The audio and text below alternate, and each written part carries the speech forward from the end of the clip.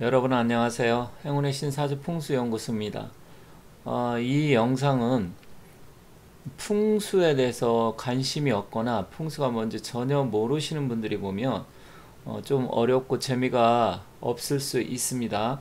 하지만 여러분들께서 내가 풍수에 평상시에 관심은 있는데 어떻게 공부를 해야 될지, 또 풍수란 무엇인지 알고 싶다, 또 아니면 사주 명리학을 하시는 분들인데 풍수를 공부를 좀 해봐야 되겠다 하시는 분들이 봤을 때 도움이 되고요.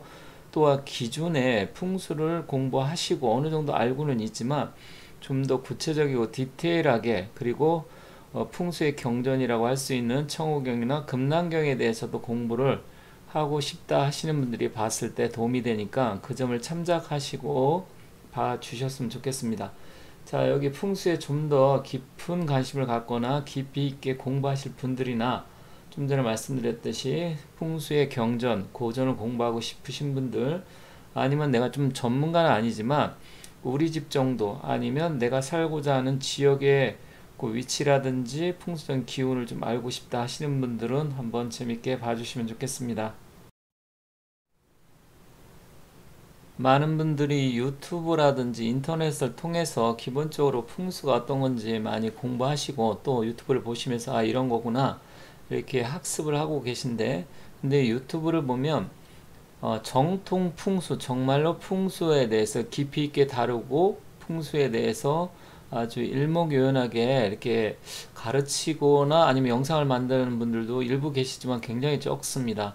나머지는 거의 7, 80%는 뭐 풍수 인테리어를 주로 가지고 가구 배치는 어떻게 하고, 또 냉장고라든지 전자레인지는 뭐 붙여 있으면 안 되고, 침실의 위치는 어떻게 하고 침대는 어떻게 한다, 이런 약간 풍수에서 기본에 좀 벗어난 지엽적인 부분에 대해서 굉장히 많은 사람들이 관심을 갖고 있고, 또 그게 풍수의 전부이냐 이렇게 말씀하시는 분들이 계신데, 사실은 그거는 풍수로 따진다고 하면 거의 뭐 10% 정도도 차지하지 않습니다. 그렇기 때문에 기본적으로 제일 중요한 거 풍수가 무엇인지 여러분들이 제대로 알려고 하면 그렇게 가볍게 뭐 인테리어 정도 가구 배치 이런 걸 놓고 보는 게 아니라 정말 심도 있게 공부를 하셔야 된다는 점 참고 삼아 말씀드리고요. 또 여기에서는 가급적이면 좀 어려운 부분이 있지만 제가 최대한 쉽게, 그리고 풍수의 기본을 충실하게 말씀드리면서 가장 중요한 핵심적인 부분에 대해서 말씀드리겠습니다. 자, 여기 명당 배치도가 있는데, 일단 이건 그림만 봐도 어느 정도 자청룡 500호, 뭐 북현무 남주작 이런 거 많이 들어보셨을 겁니다. 그리고 이 그림을 보면 혈처라든지 명당 그림이 나와 있습니다. 그렇기 때문에 여러분들이 정말 풍수에 대해서 명당 자리가 어디고 혈처가 어딘지 알고 싶다고 하면 이 그림을 제가 앞으로도 당분간 계속 올릴 건데요. 이것을 계속해서 여러분들이 보시다 보면 아 이렇구나 이해를 하시게 될 겁니다. 그래서 이 그림을 많이 봐주시고요. 또 제가 전에 다른 영상에서도 말씀드린 게 있으니까 그 부분 참고하시면 되겠습니다. 지난번 영상에서는 여러분들이 정말로 많이 듣고 있는 풍수는 몰라도 배산임수란 말은 많이 들어보셨을 텐데요. 이 배산임수가 어떻게 된 건지 지난번 제가 영상에 올린 적이 있습니다. 하지만 오늘 조금 부가적으로 오늘은 배산임수와 함께 자청룡 우백호에 대해서 말씀을 드릴 겁니다. 그래서 풍수의 기본적으로 이 배산임수터가 어떻게 그럼 형성이 되고 자청룡 우백호는 무엇인지 그런 부분에 말씀드릴 테니까 한번 보시고요. 이 배산임수에 대해서 지금 오른쪽에 글로 텍스트로 제가 지금 올려놓은 게 있기 때문에 천천히 읽어보시고, 또 기본적으로 지난 전 영상에서 제가 올린 게 있기 때문에 못 보신 분은 그 부분을 참고해서 앞으로 1강, 2강, 3강 이렇게 차례차례로 올릴 것이니까 순서대로 봐주시는 게 훨씬 더 도움이 된다. 그 부분을 참고해서 보시면 좋겠습니다.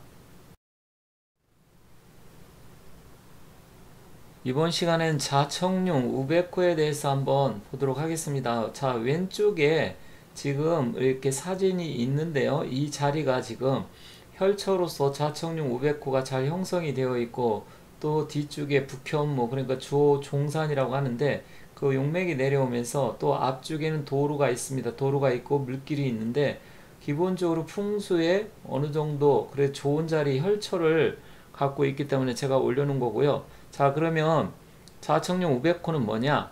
우리가 주산을 기점으로 해서 바라보면 왼쪽을 청룡이라고 합니다. 그래서 좌청룡이라고 하고요. 오른쪽을 우백호라고 합니다. 그런데 이제 이게 왜 이런 식으로 형성이 되냐면 우리는 지구로 보면 북반구에 위치해 있습니다. 북반구에 위치해 있고 우리 한반도를 중심으로 본다고 하면 백두산서부터 이제 함경산맥 그리고 태백산맥의 줄기에서 소백, 사령산맥 이런 식으로 백두대간이 형성돼서 내려오는데 주로 보면 우리나라 산맥은 동북 간인방에서 남서쪽 미군신 방향으로 내려오고 있습니다. 자, 그래서 우리나라 같은 경우는 풍수적으로 보면 제가 이제 현궁풍수에서 1운부터 9운까지 말씀드린 적이 있는데 주로 6, 7, 8 그 운에 우리나라가 잘 됩니다. 지금 현재는 8운, 8운의 끝자락에 있고 머지않아 9운으로 바뀌는데 어쨌든 그건 또 나중에 제가 설명드리고요. 자, 이와 같이 왼쪽은 좌청룡이고 오른쪽은 우백호다. 만약에 그런데 이게 그렇지 않다. 그러면 좌동 우서의 원칙이 적용되지 않습니다. 그러니까 좌쪽을 우리가 동쪽으로 보고 우측을 서쪽으로 보는데 그게 이제 만약에 구운이라든지 구운은 완전히 지금 좌향이 바뀌기 때문에 바뀌는데 어쨌든 일반적으로 왼쪽을 동쪽으로 보고 좌청룡이라고 하고요. 또 음양론에서는 왼쪽 동쪽을 양에 해당한다고 보고 남자는 양이므로 혼례식에서도 동쪽이 아니면 왼쪽에 남자가 서게 됩니다. 여러분들 그건 뭐 상식적으로 아시죠? 남자가 양이고 왼쪽에 선다는 거. 하지만 만약에 죽었다. 그럼 묘로 옆자리로 들어간다. 물론 요즘 거의 화장을 하지만 그럴 때는 이때는 이제 반대가 됩니다. 바라보는 게 반대로 되기 때문에 이때는 이제 이 여자가 합장을 하게 되면 왼쪽에 있게 된다는 점 참고 삼아서 여러분들이 아시면 되겠습니다.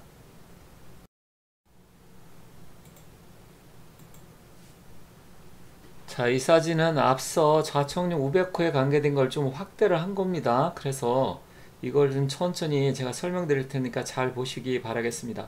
자, 북쪽에서 이게 만약에 위쪽을 북쪽이라고 치면 이렇게 화살표 방향으로 용맥이 이렇게 따라서 내려오고 있습니다.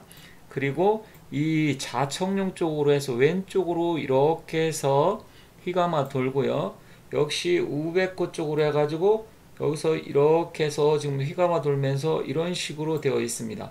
물론 이쪽 같은 경우는 외백호라고 보고 이쪽 안쪽을 내백호라고 볼 수도 있습니다.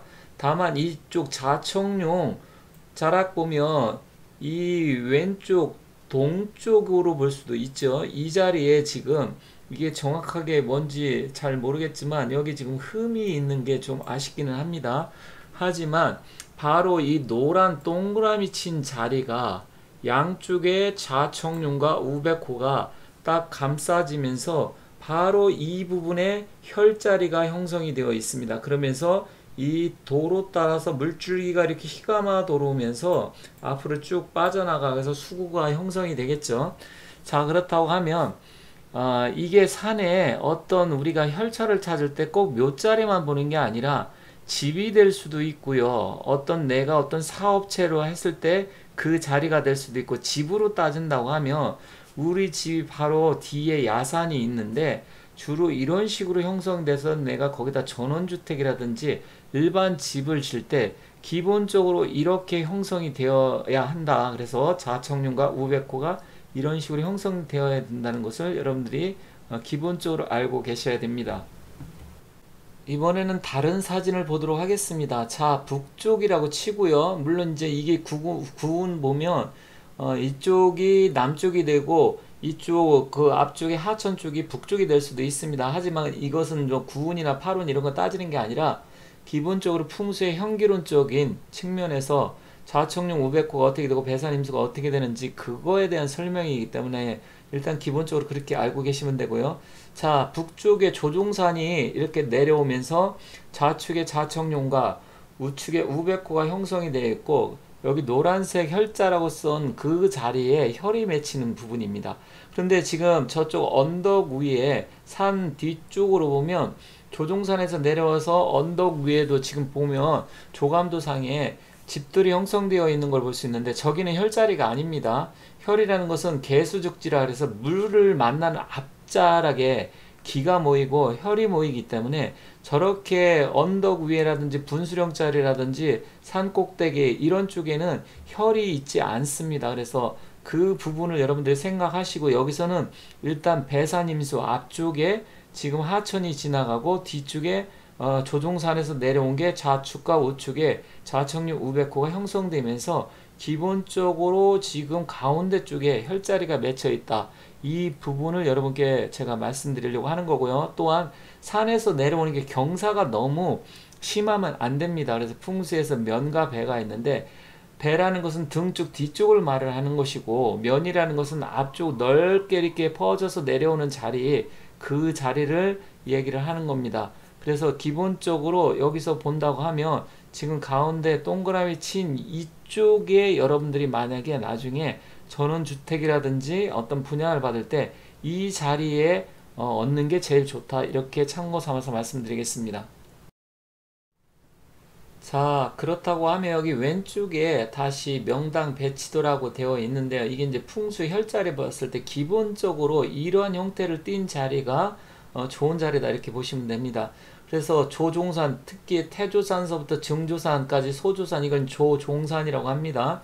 그래서 내려오는 게 왼쪽에 외청룡과 또 내청룡 이거는 이제 산이 겹겹이 둘러싸여 있을 때 한 겹만이 아니라 뭐 두세 개 이렇게 겹쳐서 내려올 때 얘기를 하는 거고요.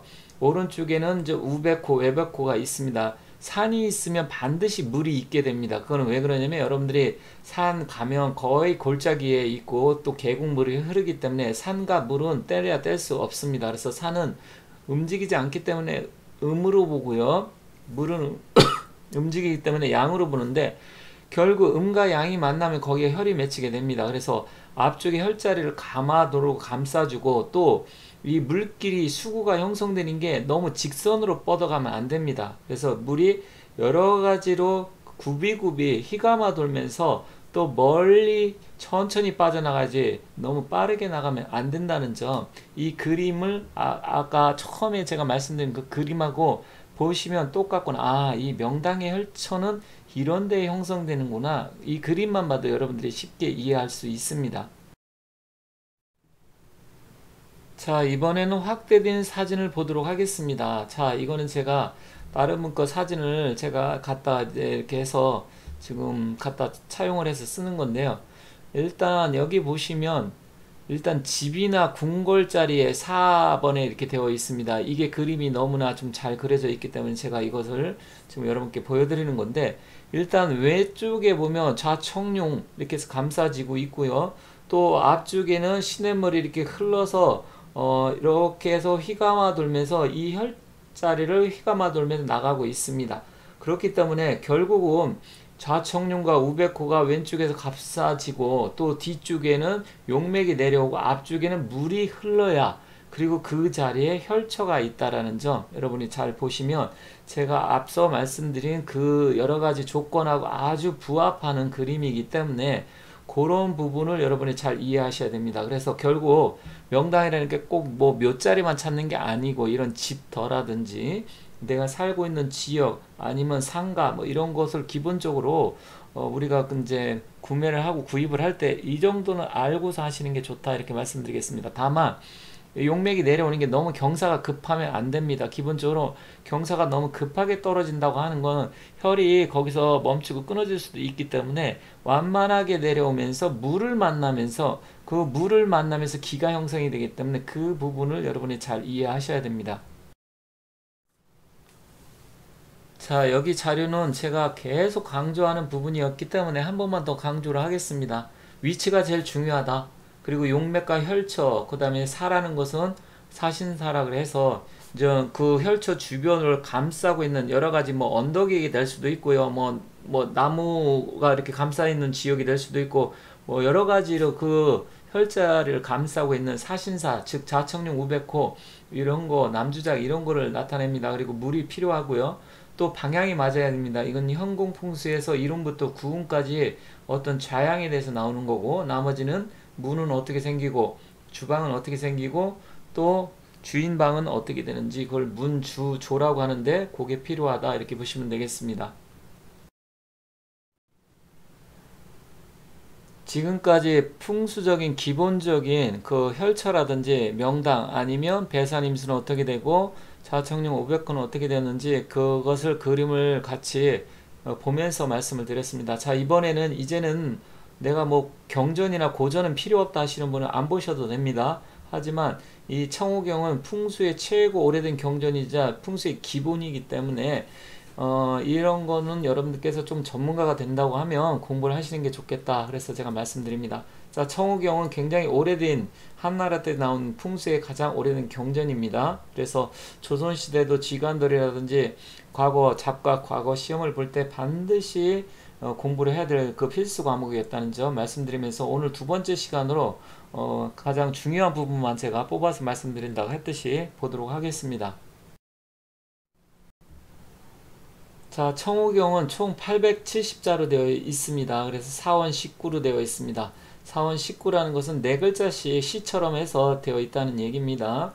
그리고 당나라 때 국사였던 양균숭이라는 사람이 주석을 달았습니다. 그래서 이 사람이 주석이 청호는 한나라 사람이라도 되어 있지만 실질적으로 정말 한나라 사람이었는지 아니면 청호자라는 관청이었는지 그거는 알 수가 없습니다. 그리고 동진시대에 이제 한나라 다음에 위진남북조 시대, 그래서 위나라 그 조조 그 이후의 시대, 그리고 또 사마이가 진나라를 만들고 뭐 했을 때 그런 아주 그 굉장히 좀 오래된 수나라 당나라 전 시대입니다. 동진 시대. 그때 곽박이라는 사람이 이 청호경을 인용을 해서 장서, 장경, 뭐 금난경이라고도 하는데 그것을 만들면서 청호경을 인용을 해서 주석을 달았습니다. 자, 여기 두 번째 시간으로 산천융결, 그 다음에 치류불절, 그러니까 부절이라고도 하고요. 치류불절이라고도 합니다. 그리고 쌍모양모, 오호기별, 이게 무슨 얘기냐면 산천은 융결을 한다. 그러니까 서로 뭉친다는 얘기죠. 뭉치고, 또한 치류불절, 산이 우뚝 솟아나고 물의 흐름이 끊이지 않는다. 물의 흐름이 끊이지 않으니, 또 쌍모라는 거 이건 좀 눈동자문데 만약에 두 개의 눈동자가 없다면 양모라는 건 없다란 소리고요. 약이라는 건 만약이란 소리죠. 오호기별, 그것을 어찌 구별할 수 있겠는가?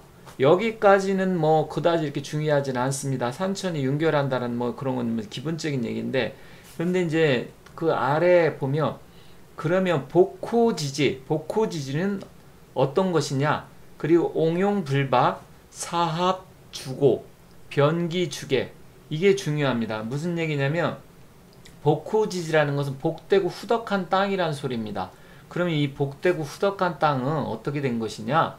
일단 모습이 옹용불박, 그 모습이란 건 이제 얼굴 용자죠. 이게 너무 궁색하지 않고 박하지가 않다. 그러니까 굉장히 온화하면서도 후덕한 땅은 궁색하지가 않다. 그리고 사합주고, 사방의 산들이 두루 이렇게 돌아보는 겁니다. 저기 고자가 돌아볼 고자죠. 돌아보고 둘러싸고 감싸진다. 즉 에워싸야 된다는 소리입니다. 사방의 산들이 에워싸고 둘러 감싸야만이 변기주객, 그게 주와 객이 법에 맞는다. 그러니까 주객이라는 것은 우리가 이제 주인이 있고 객이 있듯이 산도 역시 여기저기 겹겹이 둘러싸여 있어야 되고 그 다음에 후덕해야 된다. 그래야 그 땅이 좋은 땅이다. 이렇게 보시면 됩니다. 산욕기영, 수욕기징, 살래수회, 그 다음 핍기풍제라. 그러니까 즉 무슨 얘기냐면 산은 그 맞이하는 것을 좋아합니다. 그 여기 지금 욕자가 욕심욕자죠. 그리고 환영할 영자인데 맞이할 영자도 되고 환영하다는 이런 얘기인데, 그러니까 맞이한다는 건 서로 이렇게 희감아 돌면서 이렇게 흩어 쭉 빠져나가고 벌려서 나가는 게 아니라 사람 이렇게 감싸듯이 맞이해야 좋다는 얘기입니다. 그리고 그 수육 기증, 물은 깨끗함을 좋아한다. 징자가 깨끗할 징자입니다. 맑을 징자. 그러니까 물은 또 깨끗하고 맑아야 된다. 산은 서로 감싸 안아야 되고 물은 깨끗하고 맑아야 된다. 그 맑음을 좋아한다. 이 얘기입니다. 그리고 살래수에, 산이 오면서 물이 휘감아 돈다. 그러니까 물이 직선으로 나가면 안 되고 그 산이 오면서 산 주위를 따라서 물이 여러 가지 구불구불 휘감아 돌면 핍기 풍제라. 그 핍이라는 것은 어떤 이제 맞이한다 이런 얘기도 되고요. 가까이 이렇게 찔러 들어온다 이런 얘기도 됩니다. 우리가 이제 궁핍하다라는 말도 쓰는데 일단 귀가 가까이 온다라는 얘기입니다. 핍귀 그리고 풍제 재물이 풍족해진다. 그래서 산육 기영 수육 기징 살래수의 핍기 풍제라. 이것은 좀 중요한 얘기입니다. 그래서 물은 산은 벌어져서 그러는 게 아니라 이렇게 내가 이렇게 맞이하듯이 휘감아 돌면서 물은 또 깨끗해야 되고 산도 이게 돌아서 들어오면서 물은 구불구불 휘감아 돌 때 그 자리에 귀하고 재물이 풍족해진다 이렇게 보시면 됩니다. 근데 산수수료 그리고 로왕묘로 산돈수곡 자손천억이다. 자, 산수수료 이게 무슨 얘기냐면 산이 이게 갇힐 숫자죠. 갇혀 있으면 안 된다 얘기입니다. 산이 너무 딱 막혀 있고 또 갇혀 있으면 안 되고 물이 그냥 쭉 뻗어서 휘감아 돌아가는 게 아니라 물이 쭉 뻗어서 그냥 급하게 흘러가면 로왕묘로 이게 지금 포로가 된다. 포로로 자입니다. 지금 호랑이 호자 밑에 남자 산의 남자가 들어가 있죠. 이거 포로로 잡혔다 이 소리입니다. 로왕묘로 그러니까 왕은 잡히게 되고 멸후 제후는 멸망한다 이 소리죠. 그렇다고 하면 앞서 말씀드렸듯이 물도 깨끗하고 산이 이렇게 맞이하듯이 돼야 되는데 그게 안 되고 그냥 이렇게 산이 갇힌다든지 물이 곧장 쭉 빠져나간다고 하면 왕도 임금도 포로가 되고 제후도 멸망한다.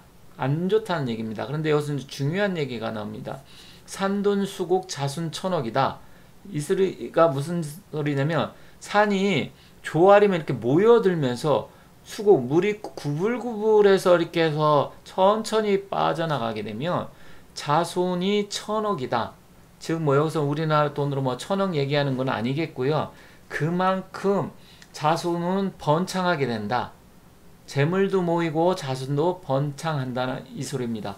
자, 조금 어려운 내용인데 여러분들께서 여기서는 우리나라에서 평상시 쓰지 않는 말들이 많기 때문에 이게 지금 원래 원전에 한자로 되어 있기 때문에 그것도 무려 2000년 전 더딘 그때 시점에서 나온 경전이기 때문에 조금 어려운 부분이 있지만 기본적으로 이것을 여러분들이 이해를 하시면 아 풍수의 기초가 기본이 이렇게 되는 것이구나 잘 알 수 있으리라 생각합니다.